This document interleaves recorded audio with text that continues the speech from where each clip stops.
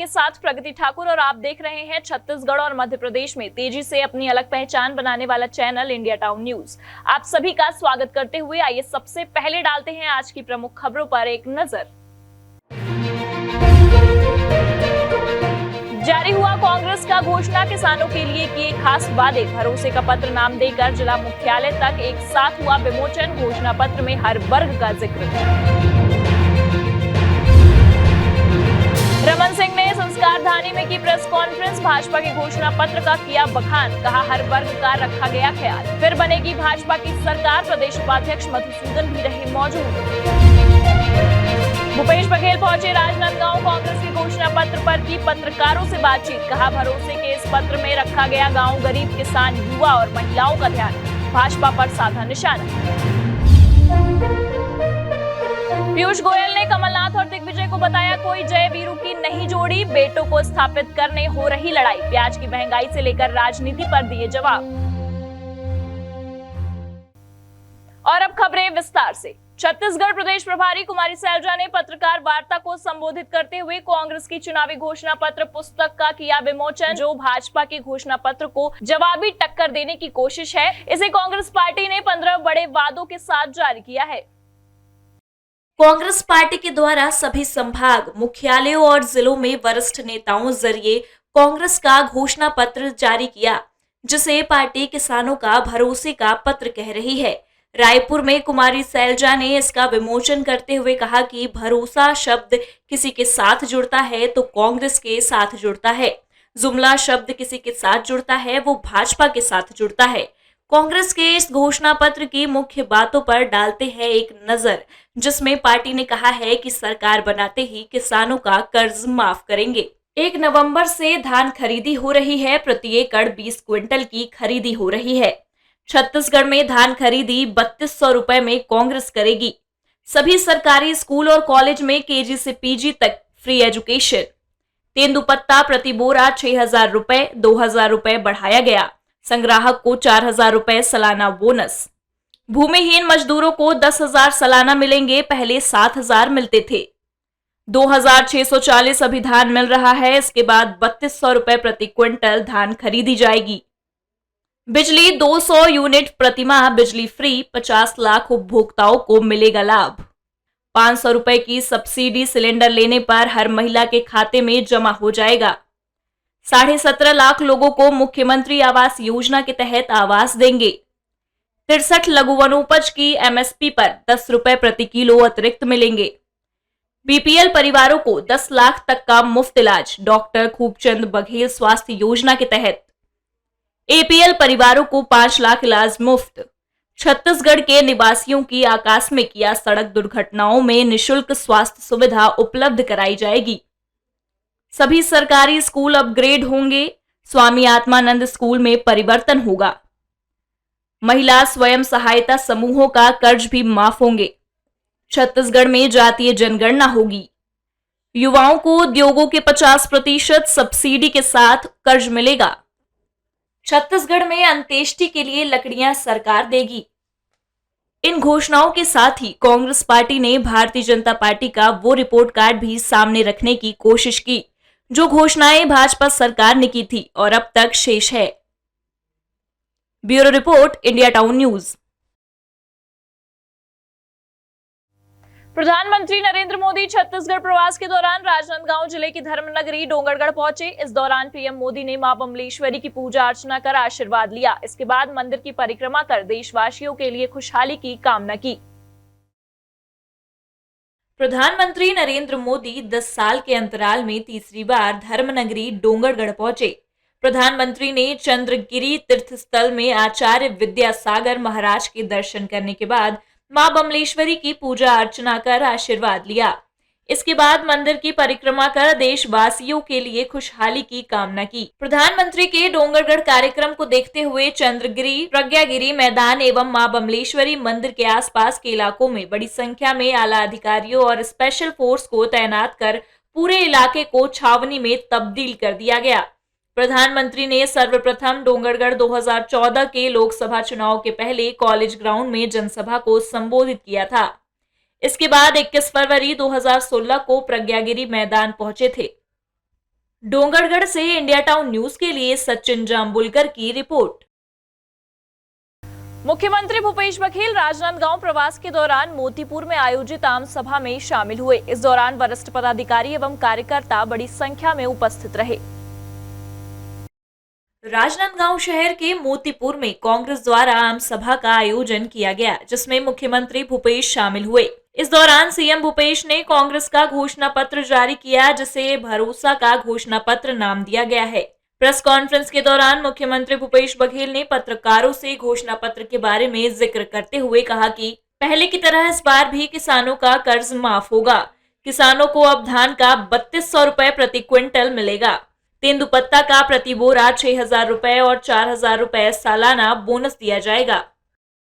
भरोसे का घोषणा पत्र है, भरोसा बरकरार, फिर से कांग्रेस सरकार, वादा है फिर निभाएंगे।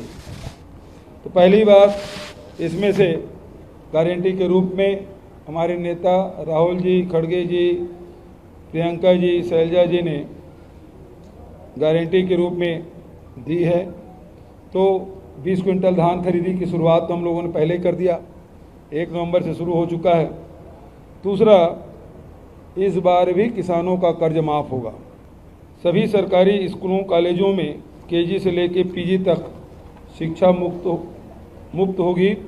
तेंदुपत्ता हम लोगों ने, राहुल जी ने 4000 हर साल अतिरिक्त देने की बात उन्होंने कही थी, लेकिन तेंदुपत्ता के जो प्रति मानक बोरा के जो दर है, अब वो 6000 प्रति मानक बोरा के होगा। उसी प्रकार से भूमिहीन के लिए जो घोषणा राहुल जी ने की थी, 7000 से बढ़ा के 10,000 किया जाएगा। 200 यूनिट तक के बिजली बिल फ्री, इसकी गारंटी हमारे नेताओं ने पहले दी। गैस सिलेंडर में सभी आय वर्ग के माताओं बहनों को महतारी न्याय योजना के लागू कर प्रति सिलेंडर रिफिल करने पर 500 रुपये की सब्सिडी घर की महिलाओं को बैंक खाते के द्वारा सरकार सीधे उनके खाते में जमा कराएगी। ग्रामीण क्षेत्र में 17.5 लाख आवास बनाए जाएंगे, जिसमें 7.5 लाख के पहली किस्त पहुंच चुकी है। 10 लाख आवास आने वाले 5 वर्षों में फिर से हम बनाएंगे। राजनांदगांव से अमित चटर्जी के साथ Aishwarya Shyam, India Town news.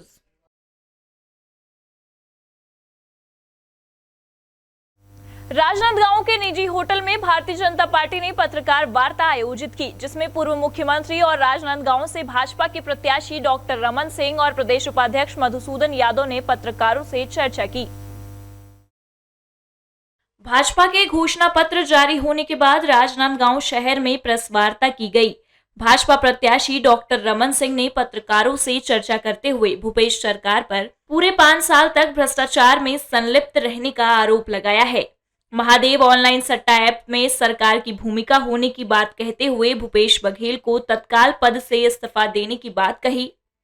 Doctor Raman ने भाजपा के घोषणा पत्र की जानकारी देते हुए कहा कि भाजपा ने अपने घोषणा पत्र में हर वर्ग का ध्यान रखा है। किसानों को धान खरीदी की राशि 3100 रुपए प्रति क्विंटल दिया जाएगा। 2 साल का बकाया बोनस भी 25 दिसंबर को सभी किसानों को जारी कर दिया जाएगा। हर विवाहित महिला को 12,000 रुपए सालाना देने का फैसला लिया गया है। प्रति एकड़ 21 क्विंटल धान खरीदी की घोषणा हुई, सबसे महत्वपूर्ण पहली घोषणा। समर्थन मूल्य उसका 3100 रुपया करने की घोषणा की गई। प्रति क्विंटल 3100 रुपया, ये प्रति एकड़ अपने आप में सर्वोच्च और इतने बड़ी खरीदी 3100 रुपया जो मिनिमम सपोर्ट प्राइस की घोषणा होगी। बोनस एक साथ दिया जाएगा, पूरी की पूरी राशि, और उसके साथ ही साथ अन्य घोषणा में एक बात जोड़ा गया कि 2 साल का बोनस 16, 17, 18 का बोनस ड्यू था।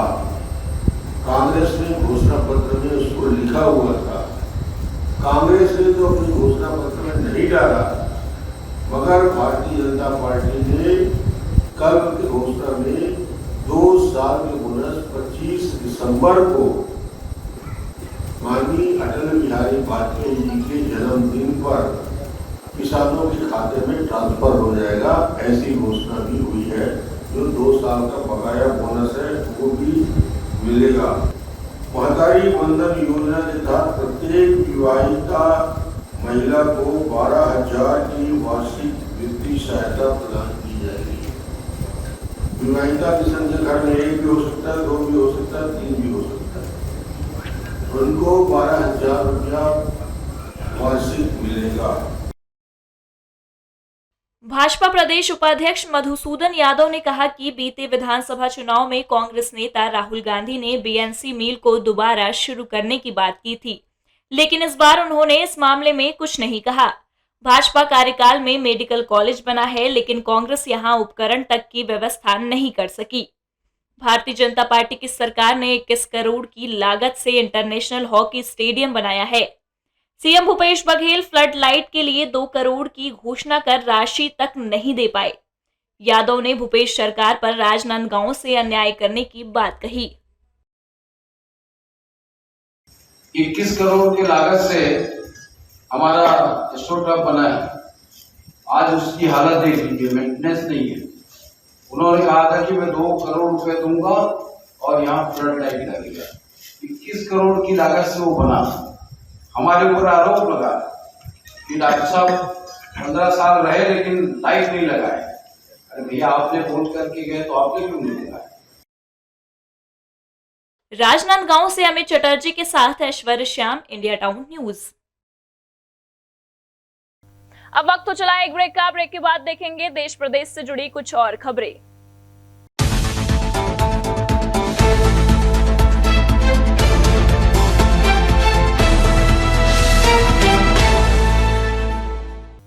ब्रेक के बाद आपका स्वागत है। केंद्रीय वाणिज्य एवं उद्योग और खाद्य मंत्री पीयूष गोयल ने इंदौर की सभी सीटें जीतने और प्रदेश में बड़े बहुमत के साथ फिर भाजपा सरकार बनाने का दावा किया है। केंद्रीय मंत्री पीयूष गोयल इंदौर संभागीय मीडिया सेंटर पर मीडिया से चर्चा कर रहे थे। इस दौरान केंद्रीय मंत्री ने प्याज के बढ़ते दाम, प्रदेश में भाजपा के बड़े नेताओं के दौरों, परिवारवाद को लेकर हुए सवाल का जवाब दिया। केंद्रीय मंत्री पीयूष गोयल ने यह भी कहा कि कमलनाथ और दिग्विजय सिंह कोई जय वीरू नहीं है, बल्कि दोनों ही अपने अपने बेटे को स्थापित करना चाहते हैं और इसलिए लड़ रहे हैं। संभागीय मीडिया सेंटर पर केंद्रीय मंत्री पीयूष गोयल ने विजय संकल्प अभियान पुस्तक का विमोचन किया। इस दौरान सांसद शंकर लालवानी, प्रदेश प्रवक्ता नरेंद्र सलूजा, गोविंद मालू सहित अन्य पदाधिकारी भी मौजूद रहे। मीडिया से चर्चा करते हुए पीयूष गोयल ने इंदौर के खान-पान, संस्कृति, मेजबानी की जमकर तारीफ की। साथ ही उन्होंने इंदौर की सभी 9 सीटें जीतने और बड़े बहुमत के साथ फिर भाजपा की सरकार बनने का दावा किया। इंदौर में तो पिछली बार हमारी 5 सीटें थी, इस बार जो अंदाजा आ रहा है, इस बार हम स्वीप करेंगे पूरे इंदौर संभाग को। और मध्य प्रदेश में पुनः एक बार बड़े पैमाने भारतीय जनता पार्टी की जीत निश्चित है। कांग्रेस द्वारा कमलनाथ और दिग्विजय सिंह की जोड़ी को जय वीरू की जोड़ी कहने को लेकर हुए सवाल पर पीयूष गोयल ने चुटकी ली। उन्होंने कहा कि यह दोनों नेता अपने बच्चों को सेट करना चाहते हैं और इसलिए इनके बीच झगड़ा और विवाद हो रहा है। कपड़े फाड़ने की बात हो रही है। कांग्रेस के लिए यह बेजोड़ जोड़ी है। मुझे लगता है ये तो एक प्रकार से जोड़ी नहीं, बेजोड़ जोड़ है। ये तो वो अपने अपने बच्चों को बिठाने के लिए आपस में झगड़े में लगे हुए हैं। प्याज के बढ़ते दाम को लेकर हुए सवाल पर केंद्रीय मंत्री पीयूष गोयल ने कहा कि प्याज के दाम हर वर्ष एक सीजन में बढ़ते हैं। अभी खरीफ की देरी और नई प्याज आने की देरी के कारण दाम बढ़े, लेकिन केंद्र सरकार ने 7 लाख टन का बफर स्टॉक जारी कर दाम कम किए। आज रिटेल मार्केट में प्याज 25 रुपए में किलो मिल रहा है।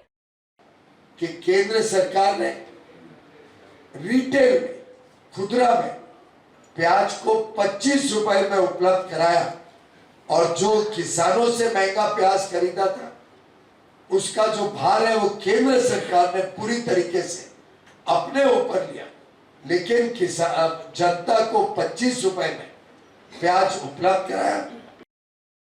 केंद्रीय मंत्री ने कहा कि भाजपा पीएम नरेंद्र मोदी के नेतृत्व में चुनाव लड़ रहे हैं। पीएम के नीचे सभी सेनापति हैं। पीएम मोदी, अमित शाह, जेपी नड्डा, राजनाथ सिंह सहित सभी वरिष्ठ नेतृत्व नेता हर से चुनाव में जाते हैं। कांग्रेस के पास ऐसा नेता ही नहीं है। ये उनके लिए चिंता और चिंतन का कारण है। हम हर चुनाव को सीरियसली लेते हैं। हमारे पास मजबूत नेतृत्व है और हम हर चुनाव में केंद्रीय नेता हर राज्य में जाते हैं। तो ये हमारी ताकत है। ये हमारा नेतृत्व भारतीय जनता पार्टी की ताकत है। इसके अलावा भी भाजपा प्रदेश सरकार शिक्षा सहित अन्य कई मुद्दों पर केंद्रीय मंत्री पीयूष गोयल ने मीडिया के सवालों के जवाब दिए। इंदौर से इंडिया टाउन न्यूज के लिए वी देवाशीष की रिपोर्ट। छत्तीसगढ़ में 2 चरणों में चुनाव होने हैं। सभी पार्टियों के केंद्रीय नेताओं और मंत्रियों का लगातार दौरा और सभा कार्यक्रम आयोजित किया जा रहा है। 3 नवंबर को अमित शाह छत्तीसगढ़ राज्य के चुनावी दौरे पर आए थे, जिसमें उन्होंने भारतीय जनता पार्टी का घोषणा पत्र जारी किया। घोषणा पत्र जारी होते ही पूरे छत्तीसगढ़ में भारतीय जनता पार्टी के कार्यकर्ताओं ने जमकर जश्न मनाया। अब गांव-गांव तक प्रत्येक प्रत्याशी घोषणा पत्र को लेकर पहुंचने लगे हैं। चंद्रपुर विधानसभा की भाजपा प्रत्याशी श्रीमती सहयोगिता युद्धवीर सिंह जुदेव का मालखरेदा के ग्राम बड़े पाडरमुड्डा, आमंदुला सहित अन्य गांव में जनसंपर्क के दौरान उन्होंने मीडिया से चर्चा करते हुए कहा कि छत्तीसगढ़ में बीजेपी का घोषणा पत्र ऐतिहासिक है। सर्व वर्ग को लेकर भाजपा ने घोषणा पत्र बनाया है, जिसमें किसानों को 2100 क्विंटल धान खरीदी, 2 साल का बोनस, महिलाओं को 12,000 रुपए सालाना, युवाओं को 1 लाख नौकरियां, तीर्थ यात्रा योजना, 500 रुपए, गैस सिलेंडर जैसे कई घोषणाएं मीडिया की गारंटी के साथ की गई है। उन्होंने कहा कि घोषणा पत्र से निश्चित ही भाजपा की सरकार छत्तीसगढ़ में बनेगी। उन्होंने प्रधानमंत्री आवास योजना की बात करते हुए 18 लाख गरीब परिवारों को आवास छत्तीसगढ़ सरकार बनते ही भाजपा अपना वादा पूरा करने की बात कही। भारतीय जनता पार्टी जो अपना घोषणा पत्र लाई है उसमें सभी वर्गों को लिया गया है। इस प्रकार से बहुत अच्छी घोषणाएं सभी वर्गों को लेकर है। अधिकारी कर्मचारियों को लेकर भी जो टीए है वो केंद्रीय में जो जितना मिलता है उतनी छत्तीसगढ़ सरकार देगी।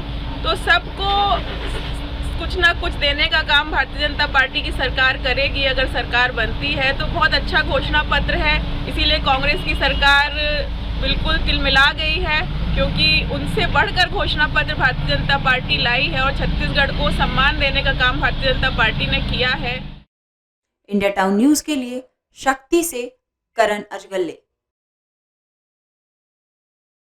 विधानसभा चुनाव 2023 की तारीख नजदीक आते ही सभी राजनीतिक दल क्षेत्र में जनसंपर्क अभियान के तहत चुनाव प्रचार कर रहे हैं।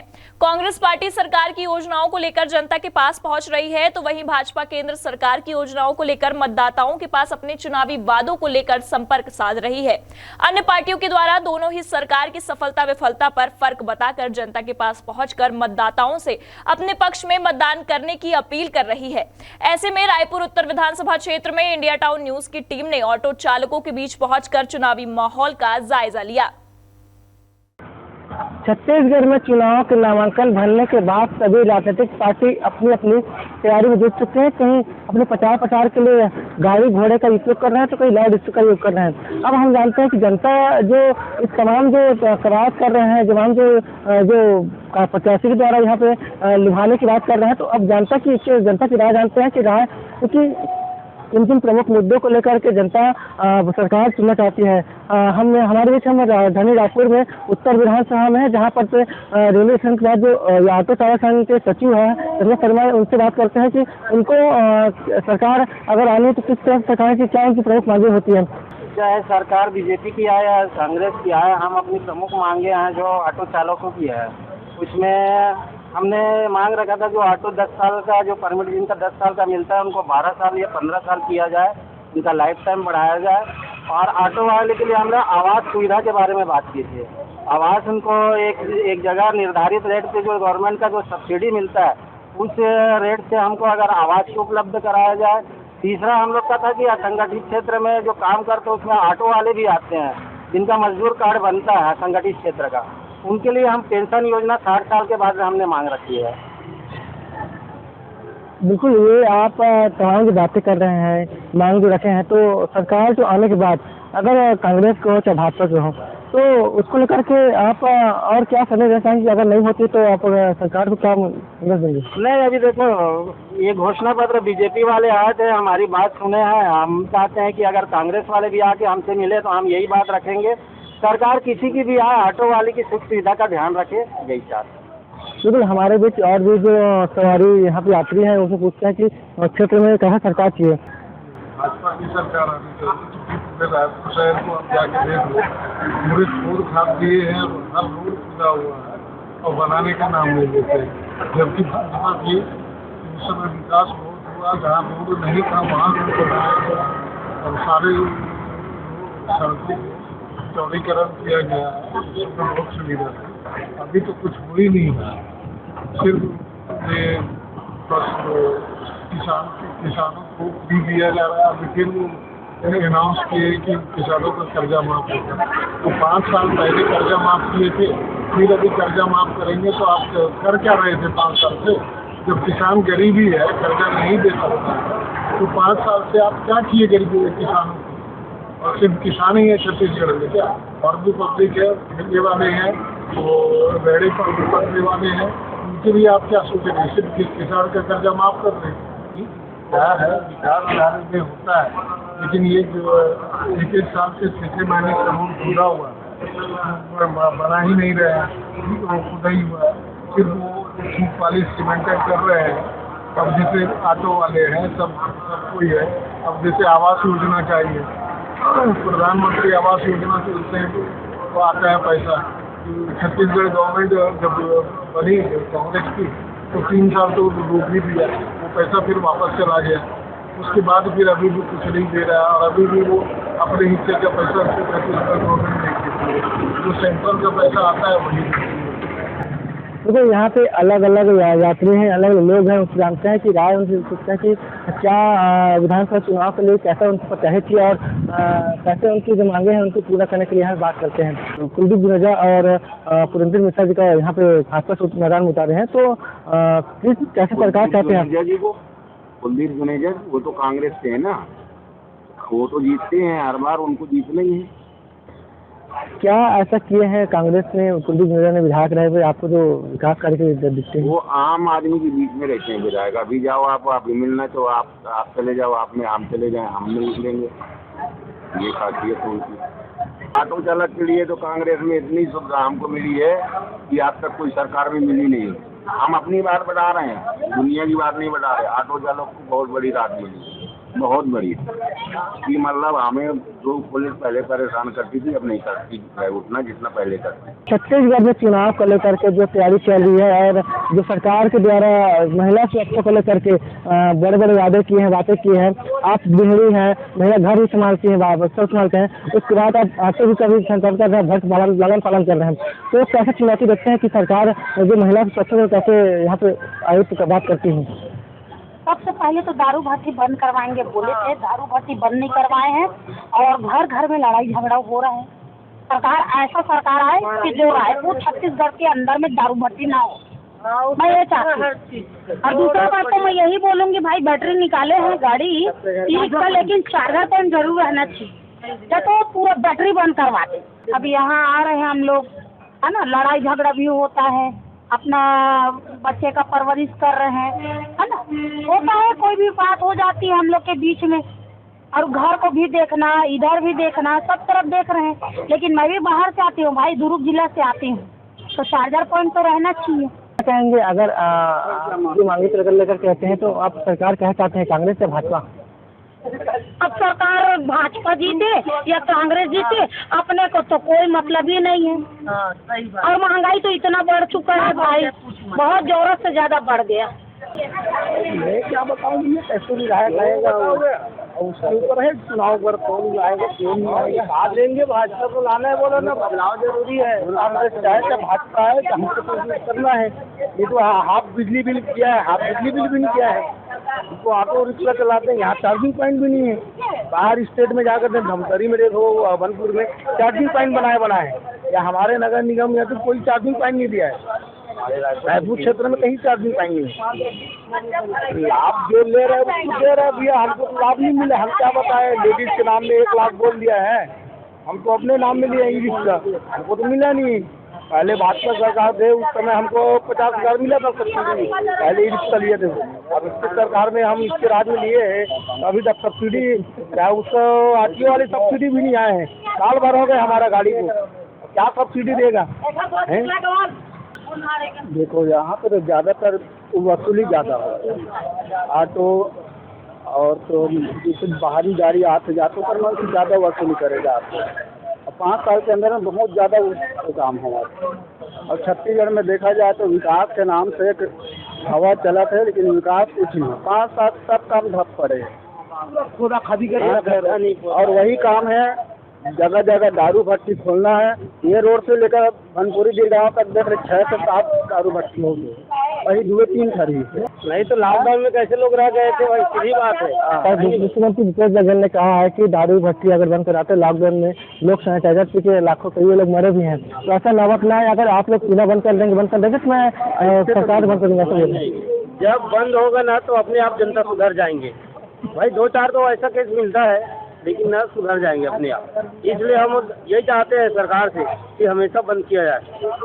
अन्य देश में भी बंद है, बिहार में जाके देखो क्या वहाँ जनता नहीं जी रहे क्या? यहाँ भी जिएंगे, आदमी अपने आप को वैसे फिर बनाएंगे, जैसा देश वैसा भेष। नए चेहरा को मौका दिया जाए, जनता से यही अपील चाहते हैं हम लोग। हर को मौका दिया जाएगा तो देश का विकास बढ़ेगा।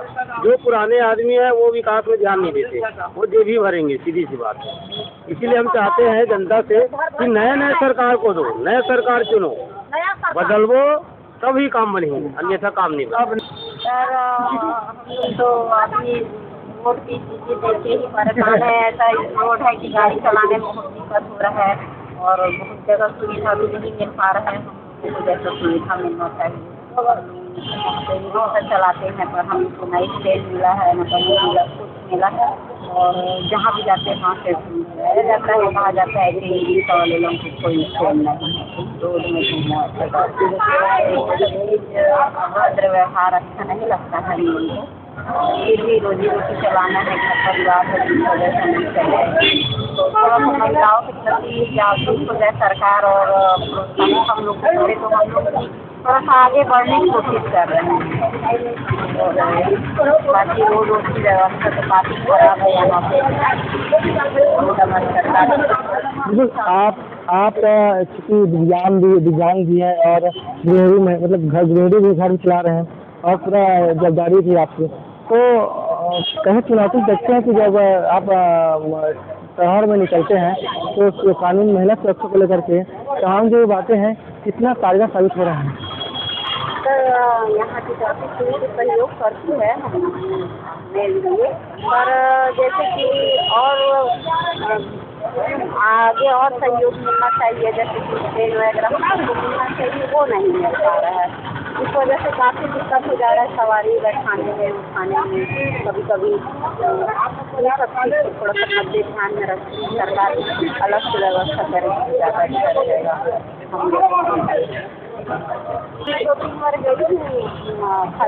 गई अपना बोली तो ठीक है, आप जमा कर दीजिए, जमा भी कीजिए, पर मन नहीं पाता है। और बनाएंगे तो 10 kg वाला बना देते हैं। और परिवार के जो सदस्य है, जैसे लंबा परिवार है, तो 10 kg चावल से तो कुछ नहीं होगा। और नॉर्मल इंसान है उनको 35 kg दिया जा रहा है। एक घर में 2-2 kg का राशन कार्ड बना हुआ है, तो जितना खा नहीं पाते हैं वो लोग बेच देते हैं उतना चावल। और हमको जो ज़रूरत है वो हमको नहीं मिल पाता है, रहने के लिए छत नहीं मिल पाता है।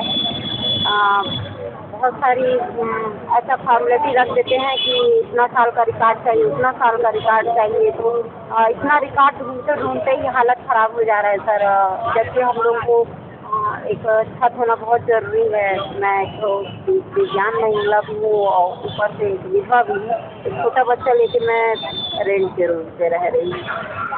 तो देखने वाली बात है कि अब आने वाले विधानसभा में जो प्रत्याशी चुन के आते हैं वो ऐसे दिव्यांग महिलाएं और महिलाओं पर कितनी अपनी कार्यशैली को लेकर के महिलाओं के प्रति कितना जागरूक होते हैं। कैमरामैन दीपेश सोनकर के साथ मैं प्रेम मिलकर India Town News Raipur Chhattisgarh. Madhya Pradesh के दमोह जिले के कुम्हारी थाना क्षेत्र के अंतर्गत आने वाले हाथीभार गांव में शनिवार की रात सोते समय मां और 8 वर्षीय बेटे की धारदार हथियार से निर्मम हत्या का मामला सामने आया है। इस दोहरे हत्याकांड के पीछे की असली वजह सामने नहीं आ पाई है। दमोह के कुम्हारी थाना क्षेत्र में रहने वाली रेखा यादव उम्र 29 वर्ष और पुत्र देवेंद्र यादव उम्र 8 वर्ष की घर में सोते समय अज्ञात आरोपियों ने हत्या कर दी। घटना के समय घर के अन्य लोग खेत में पानी देने गए हुए थे। देर रात 2 से 3 बजे के आसपास घटना को अंजाम दिया गया। दोहरे हत्याकांड की सूचना मिलने पर कुम्हारी थाना पुलिस, एसडीओपी हटा नितेश पटेल, एफएसएल और फिंगरप्रिंट एक्सपर्ट की टीम मौके पर पहुंची। एसडीओपी नितेश पटेल ने बताया, इस घटना की सूचना मिलते ही पुलिस और एफएसएल की टीम मौके पर पहुंची और मामले की जांच की जा रही है। ये आज दिनांक को ग्राम हत्तीपार थाना कुमारी में रेखा यादव 29 वर्ष आयु है जिनकी, उनका एक अज्ञात व्यक्ति द्वारा करीबन 2 से 2:30 बजे के बीच धारदार हथियार से उनके और उनके बेटे देवेंद्र की हत्या कर दी गई, जिसके साथ भी 4 बजे से पुलिस यहाँ उपस्थित है, पुलिस सूचना मिलने के बाद ही। और अभी वर्तमान में एफएसएल टीम और फिंगरप्रिंट और फोटोग्राफर सभी आ चुके हैं और आगे की विवेचना जारी है। दमोह से इंडिया टाउन न्यूज के लिए विवेक सेन की रिपोर्ट। वक्त तो चला एक और ब्रेक का। ब्रेक के बाद देखेंगे देश प्रदेश से जुड़ी तमाम खबरें।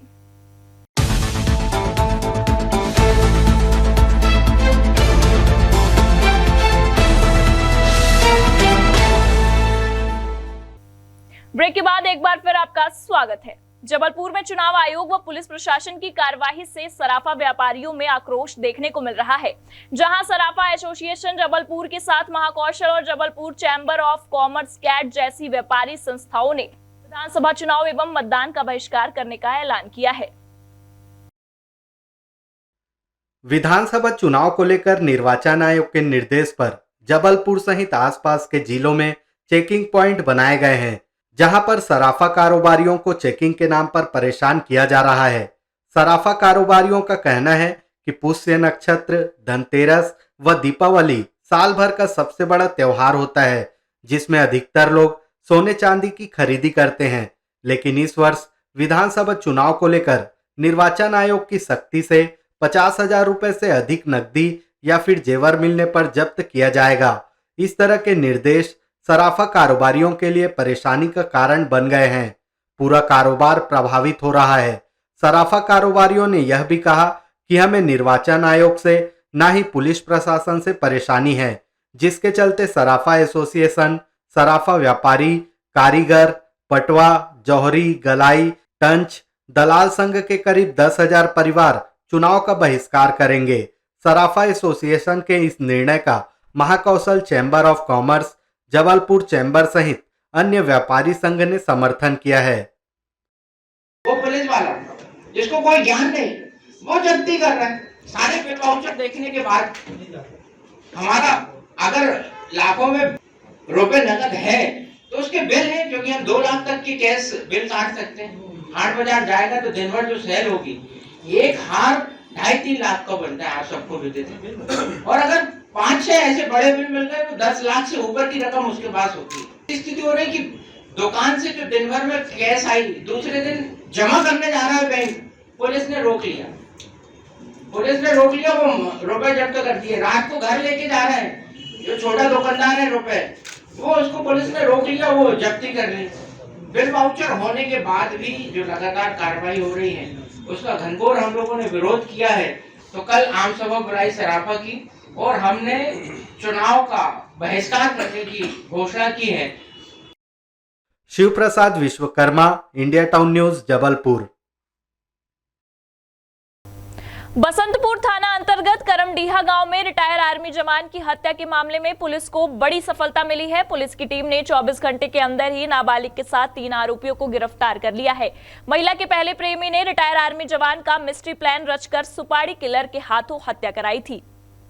करमडीहा गांव में बीते 3 नवंबर को सुबह के वक्त मॉर्निंग वॉक पर निकले रिटायर आर्मी के जवान की खून से सनी लाश मिलने से क्षेत्र में सनसनी फैल गई थी। सूचना मिलते ही बसंतपुर पुलिस मौके पर पहुंची और मर्ग कायम कर मामले की हर एंगल से जांच कर विवेचना शुरू कर दी। उसके बाद बसंतपुर पुलिस ने पतासाजी शुरू कर मामले में नाबालिग बालक सहित 2 अन्य आरोपी को गिरफ्तार कर लिया। पुलिस अधीक्षक डॉक्टर उमेद सिंह ने मामले की खुलासा करते हुए बताया कि मृतक रिटायर आर्मी के प्रेमिका के पहले प्रेमी ने ही मर्डर की साजिश रची थी। देव कुमार निर्मलकर आर्मी से 2 वर्ष पूर्व रिटायर होकर अपने गांव करमडीहा में खेती बाड़ी का कार्य कर जीवन यापन कर रहा था। रिटायर आर्मी जवान गांव की ही एक महिला के साथ प्रेम प्रसंग में पड़ गए और उनका प्रेम प्रसंग काफी गहरा हो गया था। देव कुमार निर्मलकर जिस महिला के साथ प्रेम करता था उस महिला का पहले से ही सुनील कुशवाहा नामक व्यक्ति के साथ प्रेम प्रसंग चल रहा था। देव कुमार निर्मलकर से मुलाकात होने के बाद महिला का सुनील कुशवाहा के साथ संबंध टूट गया और इसी रंजिश के चलते पहले प्रेमी ने मौका देखकर देव कुमार निर्मलकर को अपने रास्ते से हटा दिया। सूचना प्राप्त हुई थी कि करमडीहा गांव में रिटायर्ड आर्मी का जवान देव कुमार इसकी मृत हालत में शव रोड के किनारे पड़ी गया। पुलिस को इस सूचना पर से तत्काल जैसे सूचना प्राप्त हुई तो बसंतपुर थाना के अधिकारी, थाना प्रभारी बसंतपुर, चौकी प्रभारी वाड्रफनगर और एसडीओपी वाड्रफनगर तत्काल मौके पर डेड बॉडी को देखने पर प्रथम दृष्टया ही ऐसा लग रहा था कि ये हत्या का अपराध घटित हुआ है। मामले में यह भी खुलासा हुआ है कि सुनील कुशवाहा ने रिटायर आर्मी को अपने रास्ते से हटाने के लिए सुपारी किलर राहुल यादव को 50,000 रुपए दिए थे। प्रतिदिन आर्मी जवान मॉर्निंग वॉक पर जाता था। इसी मौके का फायदा उठाकर सुपारी किलर ने अपने नाबालिग साथी के साथ धारदार हथियार एवं लोहे की रॉड से रिटायर आर्मी जवान के सिर पर ताबड़तोड़ हमला किया, जिससे उसकी मौके पर ही मौत हो गई। जब इसकी और आगे से गहराई से पूछताछ की गई तो ये भी पाया गया कि इसमें एक और अन्य व्यक्ति था जो उसी गांव का रहने वाला था, सुनील कुशवाहा। इसके भी पूर्व में उस महिला के साथ में संबंध थे। तो कुल मिलाकर कि एक लाइन मिला हम लोगों को कि यह हत्या हो सकता है कि अवैध संबंधों का नतीजा हो। लगातार पूछताछ करने, जिसमें सुनील से पूछताछ किए जाने के बाद में उसके जो मृतक है कि उसकी जो महिला है जिसके साथ में इसके संबंध थे, उनसे पूछताछ किए जाने पर, उसके पति की पूछताछ किए जाने पर अंत में यह पाया गया कि ये जो हत्या है अवैध संबंधों के कारण घटित हुआ है। बलरामपुर से इंडिया टाउन न्यूज के लिए कुलेश्वर कुशवाहा की रिपोर्ट। गंडई बाल दिवस से पहले ही बाल मेले का आयोजन किया गया। इस मेले में नन्हे मुन्ने बच्चों ने स्टॉल लगाए, जिसमें अभिभावक और नगरवासी बड़ी संख्या में बाल मेले को देखने स्कूल पहुंचे। स्कूलों में लगने वाले बाल मेले के कई उद्देश्य हैं। बच्चों को आत्मनिर्भर बनाने के लिए और उनके भविष्य को लेकर एक सोच को नया आयाम देने के उद्देश्य को लेकर गंडई में भी एक स्कूल में बाल मेले का आयोजन हुआ। इस मेले में बच्चे जिस व्यंजन को पसंद करते हैं उसका ही स्टॉल लगाए हुए थे, जिसमें नर्सरी से 8वीं तक के बच्चे शामिल हैं। बाल मेले में स्कूल के समस्त स्टाफ ने सहयोग प्रदान किया। इस कार्यक्रम में अभिभावक एवं नगरवासी बड़ी संख्या में उपस्थित हुए। आज हमारे हर ब्रांच में आज ही के दिन फन फेयर का आयोजन किया गया है। इसका रीज़न ये है कि एक्चुअली में ये 14 नवंबर रहता है बाल दिवस, सबको पता है, लेकिन उस समय दिवाली की छुट्टियां चलती रहेंगी, इसलिए हमारी ब्रांच ने जितने भी ब्रांचेस है वहाँ पे आज फन फेयर का आयोजन हो रहा है। इसमें बच्चों ने बहुत सारे स्टॉल लगाए हुए हैं। किसी ने पानी पूरी का, किसी ने भेल का, किसी ने समोसा का, और ये बहुत एंजॉय कर रहे हैं। इस तरीके से बच्चे जो हैं वो स्टॉल लगा करके बिजनेस करना भी सीख रहे हैं और एक तरीके से उनका फन भी हो रहा है। सामान लिए थे दुकान से और बनाया गया है। मैं पानी पूरी का दुकान खोली थी, मसाला पूरी हम लोग दुकान से लेके तले थे, मज़ा आया, एंजॉय हुआ। Ratnesh Kuldeep, India Town news, Gandai. Shivraj ने कहा, लाडली बहनों और भांजियों की खुशी कांग्रेसी को नहीं बर्दाश्त, सरकार बनते ही कर देंगे योजनाओं को बंद। इंदौर वासियों से कहा, नहीं टूटेगी मेट्रो के कारण मकान। श्योपुर में भाजपा का डबल धमाका, अमित शाह के साथ पहुंचे सिंधिया, बारी बारी से किया कांग्रेस पर प्रहार, राहुल गांधी पर भी दोनों का तंज।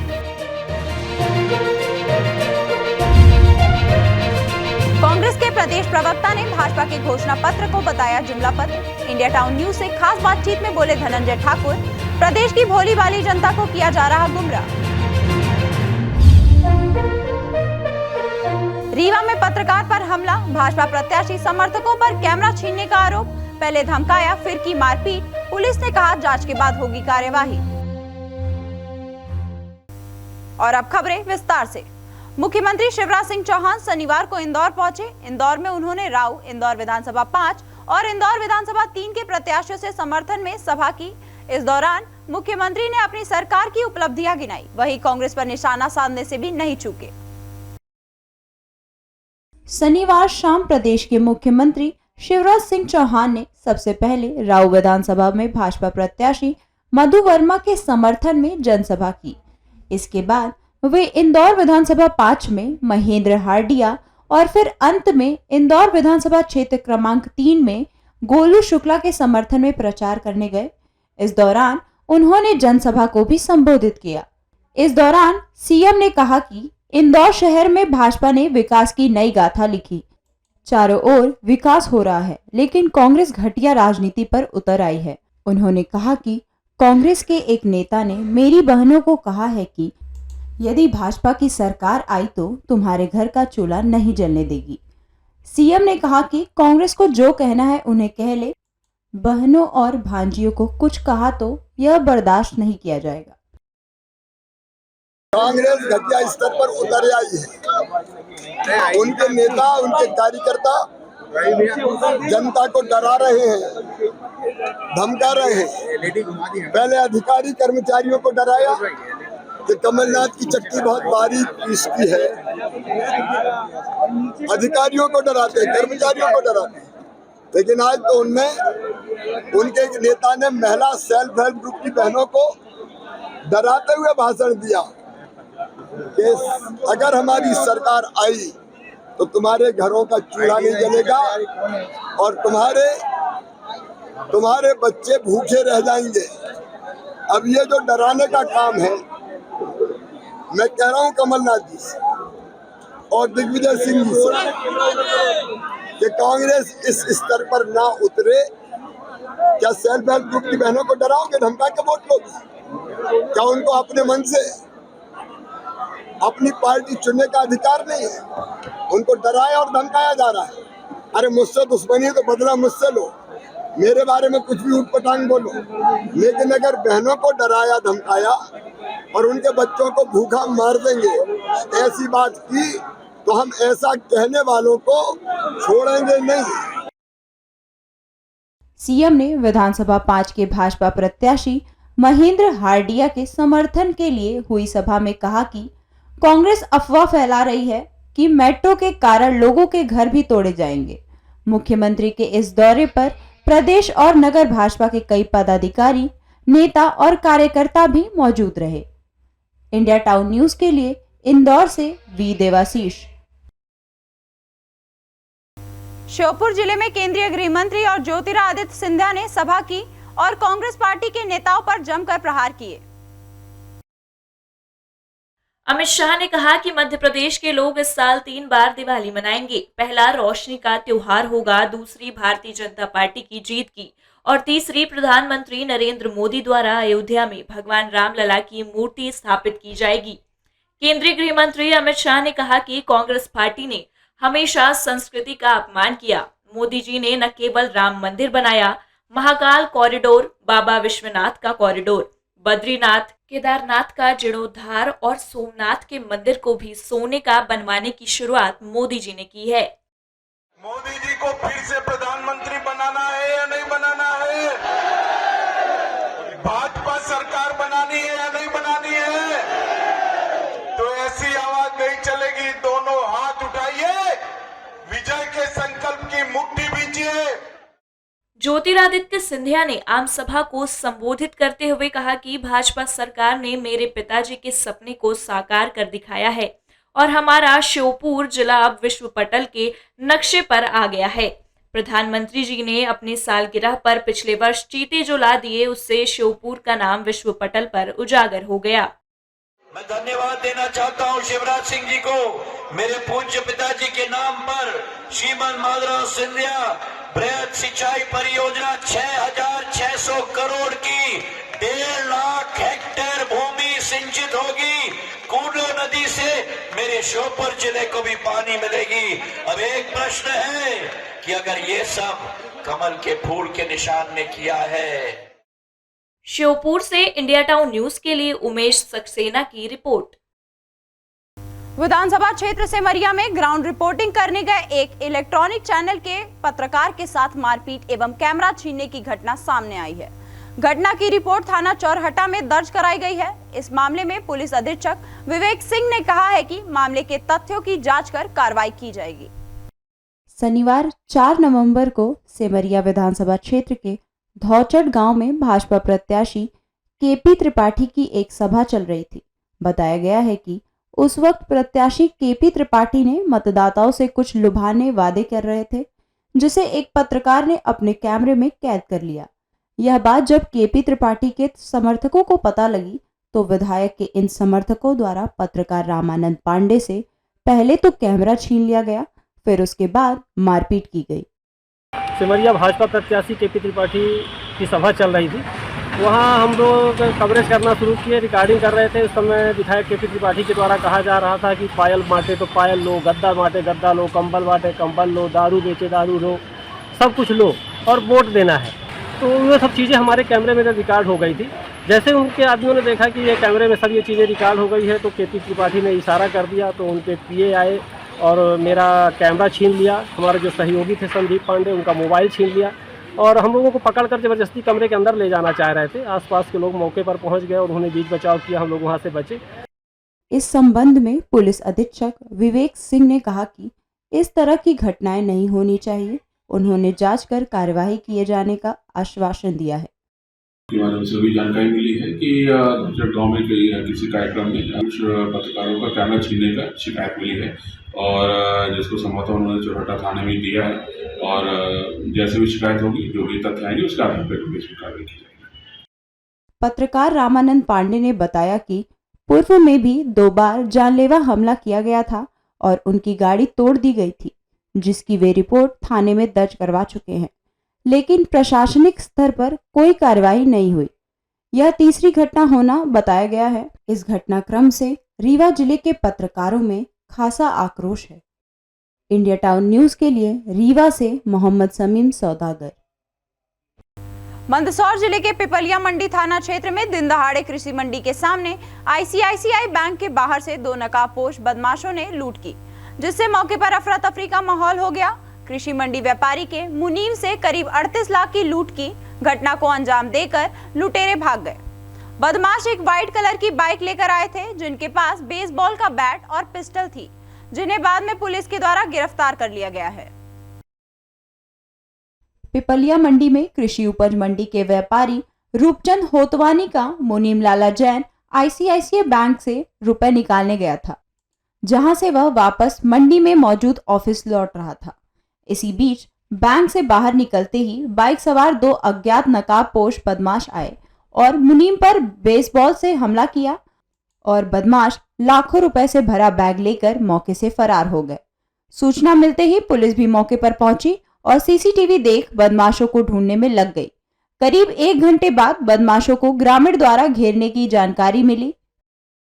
हम लगभग 1.5 घंटे से सूचना मिली थी। पिपलिया मंडी से हमारे पास सूचना आई कि भाई यहाँ से पैसे लेके 2 बदमाश, एक आसमानी कलर का टी शर्ट है और एक पे आसमानी कलर की पैंट है और अप्पाजा गाड़ी व्हाइट कलर की लेके भगे हैं। लसुड़े राटो से आगे निकले, बांगी पिलिया रास्ते होकर चौतीड़ी तक पहुंचे हैं। उसके बाद पुलिस और हम सब मिलकर घेराबंदी कर रहे थे, गांव-गांव से घूम रहे थे और चौराहे पे अलर्ट कर रखा था। आईसीआईसी बैंक से कमलेश कुमार रूपचंद के मुनीम डेली की तरह आज भी अपना पेमेंट लेकर किसानों को पेमेंट बांटने के लिए जा रहे थे।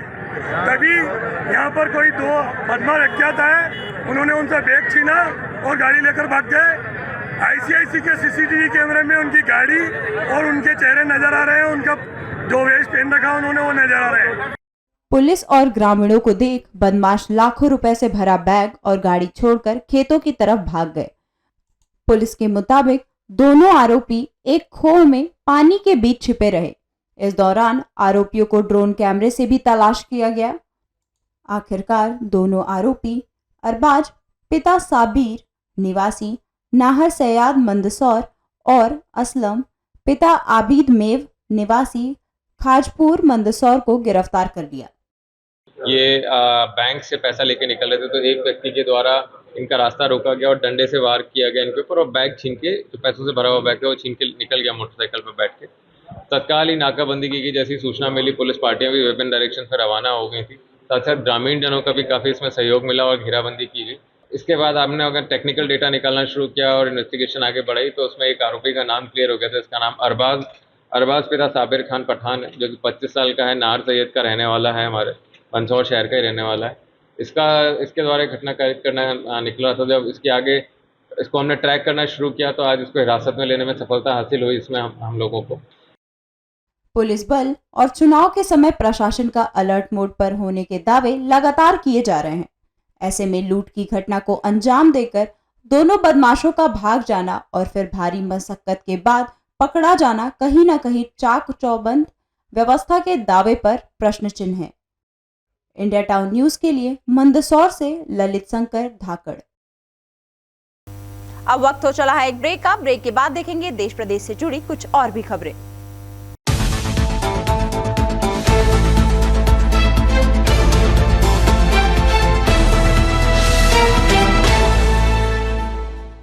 ब्रेक के बाद आपका स्वागत है।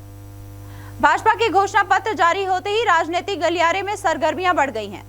सभी राष्ट्रीय और क्षेत्रीय पार्टी इसे केवल जनता को अपनी ओर आकर्षित करने के लिए भाजपा का चुनावी दांव कह रही हैं।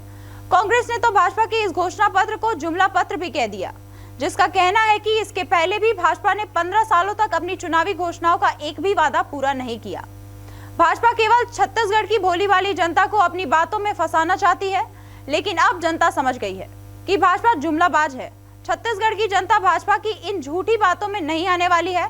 भाजपा ने घोषणा पत्र को लेकर कांग्रेस के वरिष्ठ नेता एवं प्रदेश कांग्रेस प्रवक्ता धनंजय सिंह ठाकुर से इंडिया टाउन न्यूज रायपुर संवाददाता प्रेम नीलमलकर ने की खास बातचीत। भारतीय जनता पार्टी की चुनावी घोषणा को लेकर के अब कांग्रेस प्रदेश प्रवक्ता धनंजय सिंह ठाकुर है, उसके पास जानते हैं। भारतीय जनता पार्टी ने चुनावी घोषणा का ऐलान किया, तो क्या लगता है कि अब आने वाले समय में जो विधानसभा चुनाव को लेकर के जो जनता है उसको फर्क पड़ेगा? कहीं कोई फर्क नहीं पड़ना है। भारतीय जनता पार्टी के वादा खिलाफी किसानी विरोधी चरित्र को प्रदेश की जनता जानती है। ये भाजपा का एक कपट पत्र है। कपट मतलब छल करना, धोखा देना। 15 साल तक सत्ता में रहे, यही किए। 9 साल से नरेंद्र मोदी सत्ता में धोखा ही दे रहा है। तो ये सिर्फ चुनाव को देखते हुए इस प्रकार की बातें कर रहे हैं। लेकिन एक बात आश्वस्त करती है, भूपेश बघेल जी ने भारतीय जनता पार्टी जो किसान विरोधी है उनको आज किसानों के बारे में सोचने को मजबूर कर दिया है।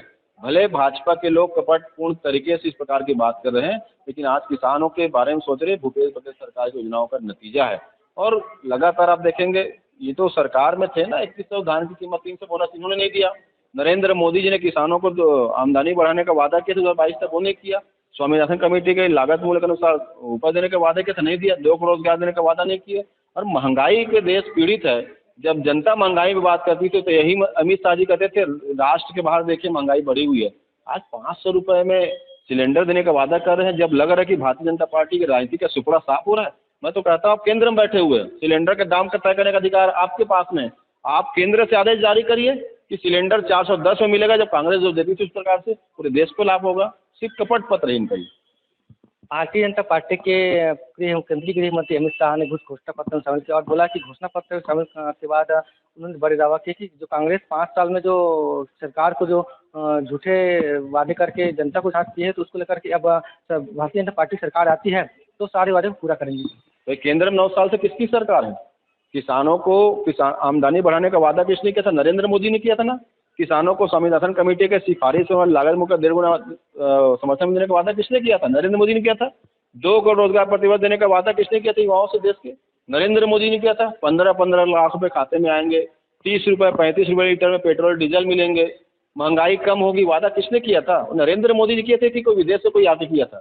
आज जब आप पूरी तरीके से विफल हो गए हैं तो कहते हैं सरकार बनेगी। अरे आप सरकार में हो, आप एक आदेश जारी करो, जैसे आप कपड़ा पहन के सूट पहन के रात में आप बोलते हैं नोट बंद हो जाएगा। आप क्यों नहीं बोलते कि सिलेंडर 400 मिलेगा? क्यों नहीं बोलते कि आप किसानों की आमदनी बढ़ जाएगी? क्योंकि इसमें क्षमता नहीं है। मैंने कहा ना कपट पत्र है। और प्रदेश के किसान, युवा, माता बहनें इनके कपट में नहीं आएंगे। किसान जानते हैं भाजपा के चरित्र। उन्होंने कहा कि 2100 रुपया प्रति क्विंटल जो है उन्होंने धान खरीदी करेंगे और एक मुश्त की धान की खरीदी की राशि दी जाएगी। तो उसको लेकर के जो उसने तंज कहता है कि कांग्रेस के द्वारा झूठे वादे करते हैं और किसानों को बोनस के नाम से झुलाते हैं।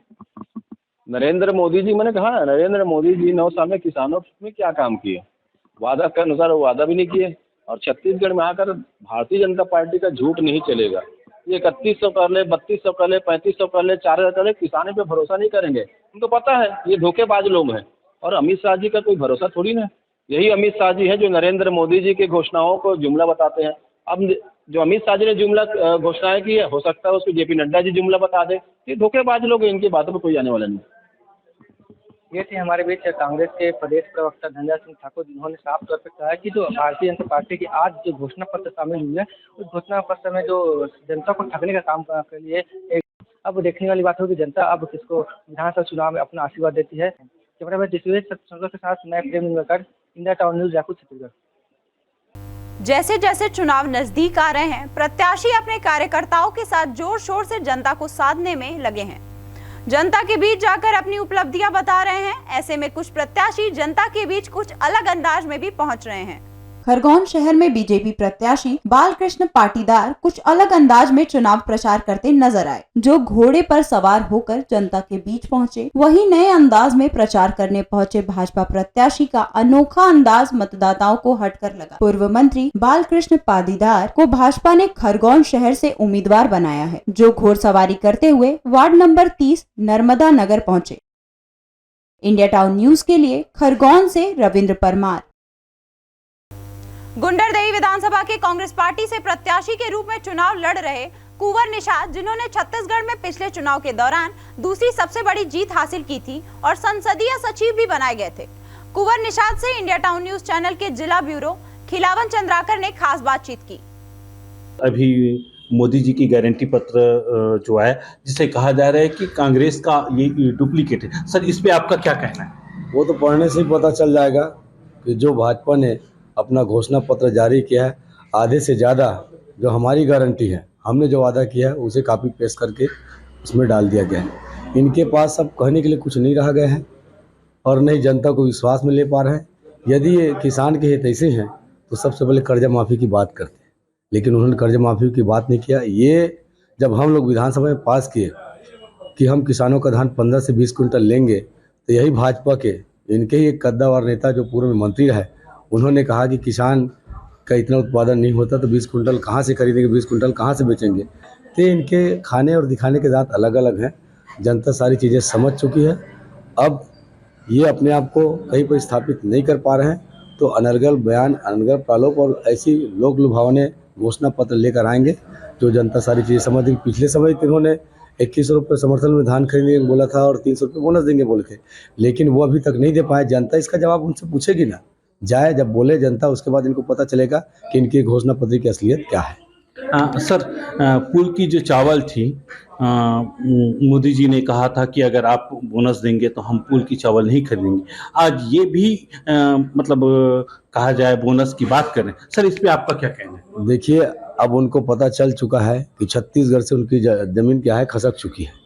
अब ये कई प्रकार की बातें करेंगे। जब हमने बोनस देने की बात की थी शुरुआत में 2500 रुपये, जब उसके अंदर की राशि बोनस के हिसाब से लोग दे, 3 लोग बोले कि यदि आप बोनस देंगे तो सेंट्रल पुल के चावल को हम लोग नहीं लेंगे, बाकी आप जो करें। लेकिन माननीय मुख्यमंत्री जी ने साहस दिखाते हुए किसानों को हमने वादा किया था कि किसानों को हमने जो भरोसा दिलाया था, उस भरोसा के आधार पर हमने फिर नया स्कीम चालू की, राजीव गांधी किसान न्याय योजना। आज वो राशि किसानों को उसके खाते में जा रही है। ये दोहरा चरित्र इनका जो है, मैं निश्चित करता हूँ कि लोग अब समझ चुके हैं, किसान समझ चुके हैं, अन्नदाता समझ चुके हैं। इनका जवाब इनको 17 तारीख को बैलेट के आधार पर मिलेगा। सर आप एक किसान पुत्र हैं, ये कर्ज माफी की जो घोषणा है, इनसे किसानों में कितना प्रभाव पड़ेगा और उनकी आय में कितनी वृद्धि होगी? निश्चित ही, अगर कोई किसान कर्ज लिए हैं, चाहे छोटे किसान हो, सीमांत किसान हो, बड़े किसान हो, यदि किसान को उसका कर्ज माफी हो तो उसके परिवार में एक आय का जरिया बनता है। यदि वो 1 लाख, 1.5 लाख, 2 लाख जैसे भी लिए होंगे, यदि उसका कर्ज माफ होता है तो वो पैसा उनके घर के उपयोग के लिए आएगा और किसानों में खुशहाली है, किसानों के चेहरे में खुशी है। और आप जाकर देखना, जहाँ जहाँ भी दौरा करें, अगर किसी को पूछें कर्ज माफी से क्या, तो निश्चित इसका जवाब आपको एक सकारात्मक मिलेगा और किसानों के चेहरे पे एक खुशी मिलेगी। अभी आप देख रहे थे इंडिया टाउन न्यूज के लिए माननीय कुंवर सिंह निषाद जी से मुलाकात हुई, उनसे बातचीत हमने। मैं इंडिया टाउन न्यूज के लिए खिलावन चंद्रा। इंदौर शहर में रात के समय पब, बार, इनके आसपास होने वाले विवाद, मारपीट की घटनाओं को देखते हुए पुलिस ने सख्त आदेश दिया है। पुलिस ने पब, बार या उसके आसपास सार्वजनिक स्थानों पर विवाद, मारपीट करने वालों को पब, बार में एंट्री नहीं देने का फरमान जारी किया है। इसके लिए पुलिस ने नवाचार करते हुए पब्लिक ई मॉनिटरिंग सिस्टम बेट आई ड्राइव तैयार किया है। आइए जानते हैं क्या है ये ड्राइव। इंदौर में बढ़ते पब, बार कल्चर के दुष्ट परिणाम भी सामने आ रहे हैं। युवक युवतियों ग्रुप के बीच अक्सर नशे की हालत में हंगामा, विवाद, मारपीट की घटनाएं हो रही हैं और इनमें लगातार बढ़ोतरी हो रही है।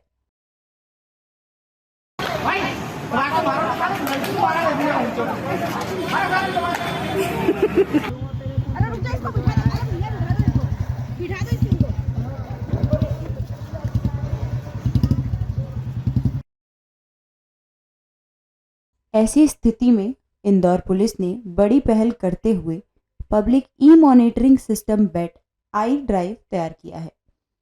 इसमें पब, बार के संचालक, मैनेजर, सुरक्षा अधिकारियों के अलावा आसपास के रहवासी भी शामिल किए गए हैं। पुलिस के अनुसार पब, बार के आसपास रहवासी क्षेत्र की सोसाइटी के लोगों का एक व्हाट्सएप ग्रुप बनाया गया है। डीसीपी कार्यालय से इस ग्रुप पर प्रतिदिन रात्रि 11:15 एक लिंक जनरेट होगी जो रात 1 बजे तक एक्टिवेट रहेगी। इसमें पब, बार संचालकों को अपने यहाँ के लाइव वीडियो अपलोड कर बताना होगा कि उन्होंने समय से पब बंद किया है। रहवासी भी इसके मॉनिटरिंग करेंगे। लापरवाही मिलने पर पब, बार संचालक के खिलाफ केस दर्ज के साथ लाइसेंस निरस्त सहित उचित वैधिक कार्रवाई की जाएगी। सभी पब्स एंड बार्स को पहले ही हमने बैट साइड ड्राइव के तहत इंदौर के सभी पब्स एंड बार को जोड़ा है, जिसमें जूम लिंक के माध्यम से वो हर रात्रि उपस्थित होते हैं और अपनी बताते हैं कि पब एंड बार जो है विधिवत रूप से बंद हो चुका है। और ये जूम लिंक की हमने जो है जो रेजिडेंट वेलफेयर एसोसिएशन हो उनको भी लिंक प्रदान किया ताकि कोई भी शिकायत करे। इसी तरह में आगे बढ़ते हुए पब्स एंड बार्स के बाहर के जो विवाद हुए हैं पहले लास्ट 6 मंथ्स में जो भी पब के अंदर या फिर बाहर जो विवाद हुए हैं उनकी सेपरेट करके उनमें जो है सेक्शन 3 राज्य सुरक्षा अधिनियम के तहत जो है माननीय सीपी महोदय के कोर्ट में जो न्यायालय में भेजा जाएगा प्रतिवेदन बना के, और उनके खिलाफ फिर एक ट्रायल होगा और उसके बाद फिर जो माननीय कोर्ट का आदेश होगा उसका पालन करवाया जाएगा। पुलिस ने स्पष्ट निर्देश दिए हैं कि पब, बार को निश्चित समय 12 बजे पूरी तरह बंद कर 15 मिनट में पार्किंग भी पूरी खाली करनी होगी। 11 बजे के बाद किसी भी ग्राहक को सर्विस नहीं दी जाएगी। पब, बार व उसके आसपास पर्याप्त मात्रा में सीसीटीवी कैमरे भी लगाने के निर्देश पुलिस ने दिए हैं। नशाकर विवाद, झगड़ा, हंगामा, मारपीट होने की स्थिति में तत्काल पुलिस को सूचना देने के निर्देश दिए हैं। इसमें जो अगर इस तरह के जो विवाद पब्स एंड बार्स के अंदर किसी तरह के विवाद में, कई बार पार्किंग में विवाद होता है, पब्स एंड बार के जस्ट गेट पर विवाद होता है, तो इस तरह के विवाद जो किए हैं जिसमें पुलिस ने पहले एक एफआईआर की कार्रवाई जो पहले हो चुकी हो, तो उन घटनाओं को सेपरेट करके उनमें ये पृथक से एक कार्रवाई की जाएगी। बहरहाल पुलिस ने इसके अलावा भी सुरक्षा की दृष्टि से कई निर्देश जारी किए हैं और अब इन निर्देशों का पालन सुनिश्चित किया जा रहा है। इंडिया टाउन न्यूज के लिए इंदौर से वी देवाशीष। एक वृद्ध महिला की लाश मिलने से क्षेत्र में सनसनी फैल गई। मामला गरियाबंद फिंगेश्वर थाना क्षेत्र के ग्राम चरौदा का है। फिंगेश्वर पुलिस ने मामले में बड़ा खुलासा किया। मृत महिला का पोता ही उसका हत्यारा निकला है। पुलिस को ग्राम चरौदा में खून से लथपथ एक बुजुर्ग महिला की लाश मिली। साथ ही पास में गंभीर रूप से घायल मृत महिला का पुत्र पड़ा हुआ था। फिंगेश्वर पुलिस ने तत्काल घायल को सामुदायिक स्वास्थ्य केंद्र में लाया, जिसे प्राथमिक उपचार के बाद रायपुर रेफर कर दिया गया। साथ ही वृद्ध महिला की लाश का पोस्टमार्टम कराया गया। पुलिस ने पहले ही डंडे से पीटकर हत्या करने की आशंका जताई थी। पूछताछ के दौरान पुलिस को पता चला कि मृत महिला का पोता के साथ हमेशा पारिवारिक विवाद होते रहता था। घटना घटना के बाद से पोता कहीं दिखाई भी नहीं दे रहा था। फिंगेश्वर पुलिस ने तत्परता दिखाते हुए फरार पोते इगल पटेल को गिरफ्तार कर पूछताछ की, जिस पर उसने बताया कि उसके पिता शराब पीने के आदी हैं। वह उसकी दादी के साथ मिलकर हमेशा उसकी मां के साथ दुर्व्यवहार व लड़ाई झगड़ा किया करते थे, जिससे आक्रोशित होकर पोते ने अपनी दादी को डंडे से पीटकर व धारदार हसिया से प्राणघातक हमला कर उसकी हत्या कर दी। साथ ही अपने पिता को भी डंडे से पीटकर उसे गंभीर रूप से घायल कर दिया। आरोपी पोते को पुलिस ने गिरफ्तार कर न्यायिक हिरासत में जेल भेज दिया है। ग्राम चरौदा में एक व्यक्ति अपने दादी और अपने पिताजी को प्राणघातक हमला किया है, जिस पर थाना फिंगेश्वर स्टाफ मौके पर पहुंची। घटनास्थल में उनकी दादी की मृत्यु हो गई थी। आरोपी के पिता गंभीर रूप से घायल थे, जिन्हें इलाज के लिए CSC फिंगेश्वर रेफर भेजा गया। पुलिस की तत्परता से आरोपी को गिरफ्तार किया गया है। फरार था, गिरफ्तार करके न्यायिक रिमांड में भेजा गया है। गरियाबंद से इंडिया टाउन न्यूज के लिए नीरज शर्मा की रिपोर्ट। ये थी अब तक की खबरें। हमारी फटाफट खबरों का बुलेटिन और सभी खबरें विस्तार से देखने के लिए आप जुड़े रहे इंडिया टाउन न्यूज के साथ। अब मुझे दीजिए इजाजत। नमस्कार।